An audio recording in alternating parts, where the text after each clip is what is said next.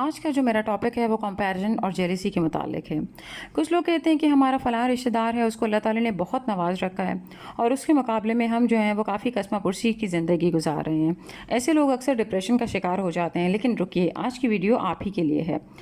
سب سے پہلے تو یہ جان لیجئے کہ رزق صرف پیسہ نہیں ہوتا، صحت بھی رزق ہی کی ایک صورت ہے، نیک اولاد اور بیوی بھی بہترین رزق ہے، آپ کے دل و دماغ کا سکون بھی رزق ہے، لہٰذا رزق کو صرف پیسے تک محدود نہ کیجیے۔ دوسری بات یہ کہ انسان آزمائش میں ہے، پیسے کی فراوانی بھی آزمائش ہے اور پیسے کی کمی بھی آزمائش ہے۔ ایسا نہیں ہے کہ جس کے پاس پیسہ ہے اللہ اسے آزما نہیں رہا، بہت سخت آزمائش ہے یہ بھی۔ اللہ دیکھتا ہے کہ میرا بندہ جسے میں پیسے سے نواز رہا ہوں، یہ اس پیسے سے انسانیت کو نفع پہنچاتا ہے یا فقط یہ اس کو اپنے اسٹیٹس کی نمود و نمائش اور شان و شوکت بڑھانے کے لیے استعمال کر رہے ہیں۔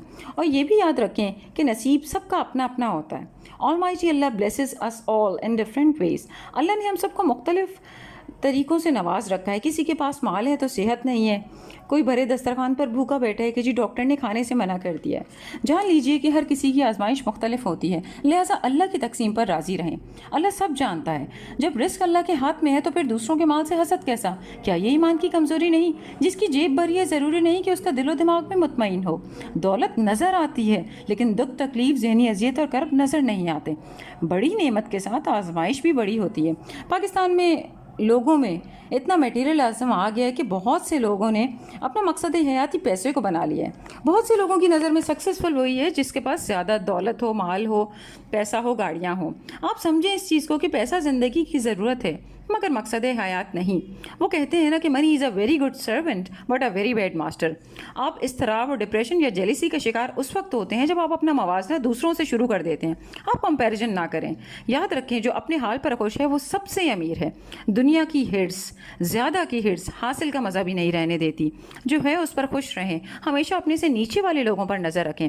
میں نے اپنی زندگی میں اتنے بہت سے کیسز دیکھے ہیں جن میں ایک ارب پتی اور کھرب پتی شخص نے حرام موت کو گلے لگا لیا۔ لہٰذا کمپیریزن مت کریں۔ جو آپ کے پاس ہے وہ اس ارب پتی کے پاس مسنگ تھا، تبھی اس نے موت کو ترجیح دی۔ اپنی لائف انجوائے کریں کسی سے کمپیئر کیے بغیر۔ دوسروں کی چمکتی زندگی کے پیچھے کے اندھیرے آپ نہیں دیکھ سکتے، اس لیے ان سے حسد نہ کریں۔ جو نعمت آپ کے پاس ہے وہ کسی اور کے لیے سب سے بڑی دعا ہو سکتی ہے۔